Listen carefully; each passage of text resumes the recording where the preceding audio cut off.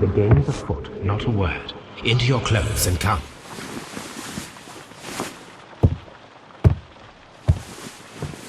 I'll wait for you in the sitting room. I've just received a note from Inspector Lestrade, a letter from the suburbs. He is in need of my presence. Whenever he has asked for my assistance, it has always turned out to be entirely justified. I fancy that every one of his cases has found its way into your collection. Yes, they all seem worthy of... However, I regret your fatal habit of looking at everything from the point of view of a story instead of a scientific exercise. Oh, Holmes, you... I beg your pardon, I digress. It would be much better to examine this letter than to try to convince you.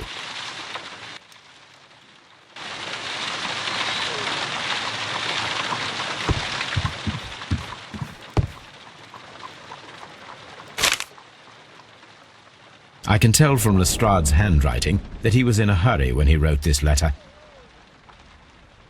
A wax seal with the monogram E.B. The Brackenstall family coat of arms.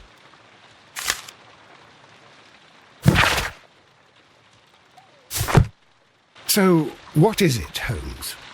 Promising, as always. It appears to be a case of murder. So you believe that Sir Eustace is dead? I should say so. Lestrade wouldn't have sent for me for less. His writing shows considerable agitation, and he is not an emotional man. These people belong to high society. The quality of the writing paper, the E.B. monogram, their coat of arms.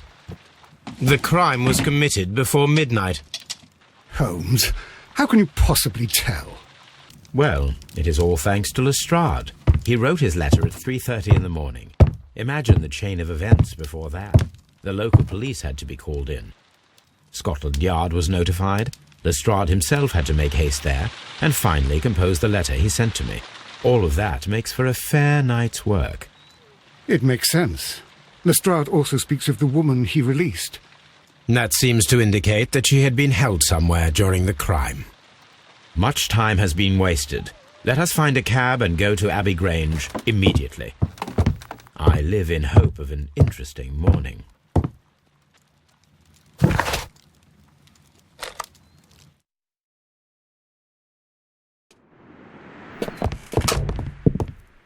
Ah, Mr. Holmes and Dr. Watson, here you are.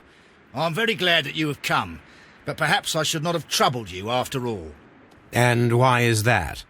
Lady Brackenstall has come to her senses, and she has given so clear an account of the affair that there is not much left for us to do. You remember that Lewisham gang of burglars? What, the three Randalls? Exactly. The father and two sons. It's their work. They stole a silver service, which is of great value. Sir Eustace Brackenstall is dead, then? Yes. His head was knocked in with his own poker. A violent act of aggression. Yes, the poor lady. She has had a most dreadful experience. She was assaulted and tied to a chair. But I think that you would best see her and hear her account of the facts.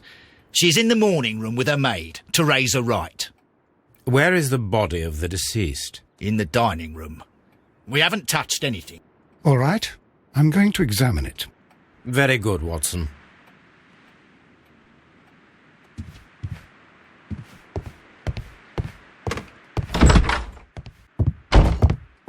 Ladies, allow me to introduce myself. My name is Sherlock Holmes. I'm assisting Inspector Lestrade in this investigation. Mr. Holmes, I am the wife of Sir Eustace Brackenstall. We were married only a year ago. I am sorry for your loss. Please accept my deepest condolences. I suppose that it is no use my attempting to conceal that our marriage has not been a happy one. I fear that all would tell you that, even if I were to attempt to deny it.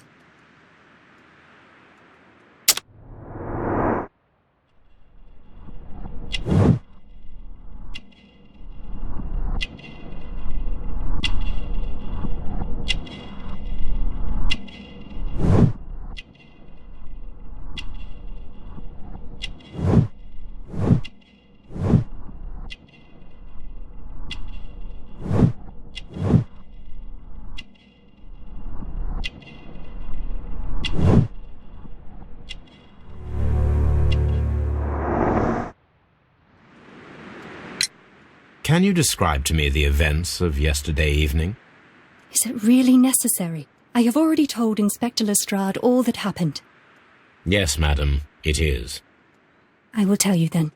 Sir Eustace retired about 10:30. I sat in this room until after 11, absorbed in a book. Before I went upstairs, I entered the dining room to fetch a candle and... Oh, God. Please, go on. As I approached the French window, I found myself face to face with an elderly, broad-shouldered man who had just stepped into the room. Close behind the first man, I saw two others. One of them struck me a savage blow with his fist and felled me unconscious to the ground. And then? When I came to myself, I found that they had secured me tightly to a dining room chair. It was at that instant my unfortunate husband entered the room. He fought with the intruders? Yes, I think he had heard them, for he was holding his stick. But they were three, and he eventually succumbed. One of them, the elder one, struck him a terrible blow with the poker. I fainted once more. When I opened my eyes, they had withdrawn. Then my brave Teresa came to my assistance. Did these three villains steal anything? Yes, I found that they had taken the silver from the sideboard, but you can see for yourself in the dining room. You mentioned that your marriage was not a happy one. Was there anything specific that was troubling you? He was not a nice man when he was drunk, and he suffered from dark moods, but nothing else. The bruises on your hands are at least 1 week old. Your husband caused those bruises? Oh, do you? Yes, he did. He was very angry at the time. Out of control. Again. Sir Eustace was a drunkard. To be tied to such a man for life is worse than death. Your ladyship? Teresa, I would like to hear your testimony. Certainly, sir.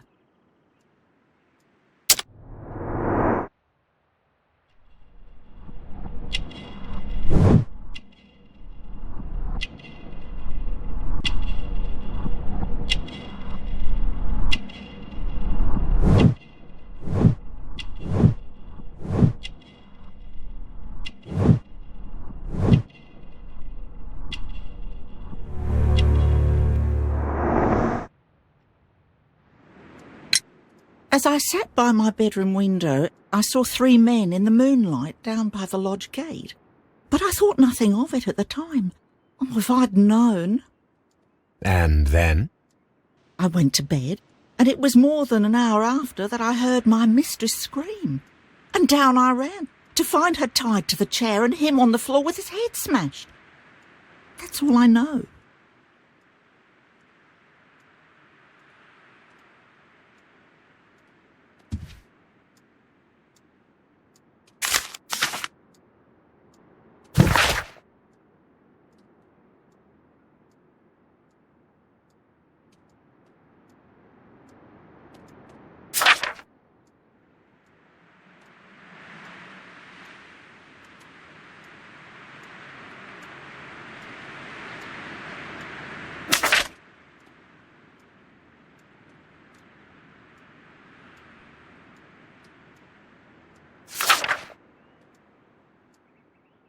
The description of the Randall gang provided by Lady Brackenstall is identical to the one in the Times article.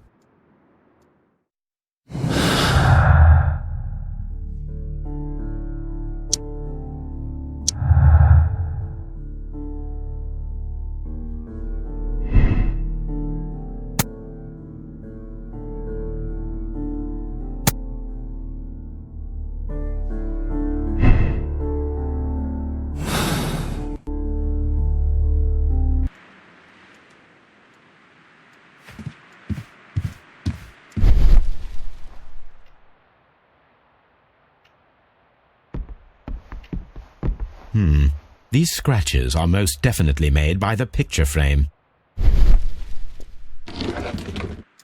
This is Sir Eustace's safe. There may be something important inside. I must ask Lady Brackenstall to open it.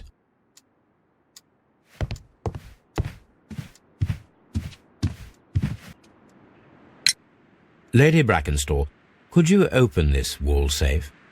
No, it is my husband's safe. I do not know the combination. We have to open it. Your ladyship?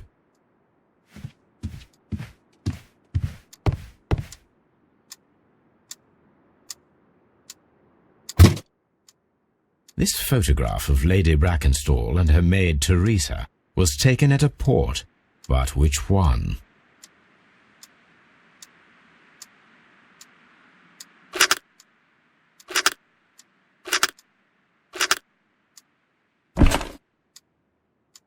So the lady and her maid came from Australia a year and a half ago on this ship.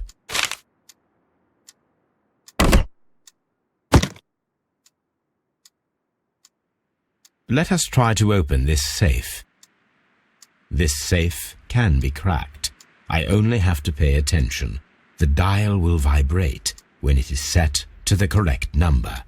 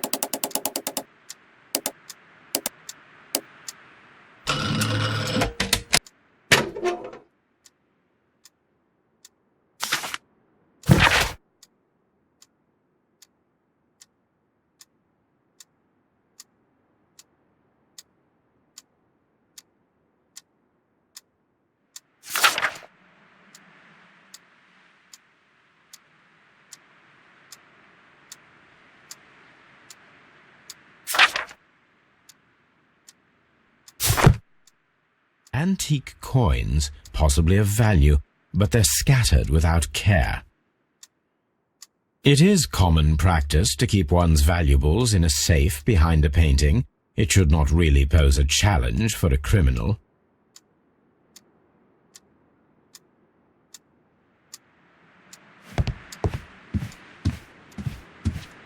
Oh, what a horrible thing to have happened.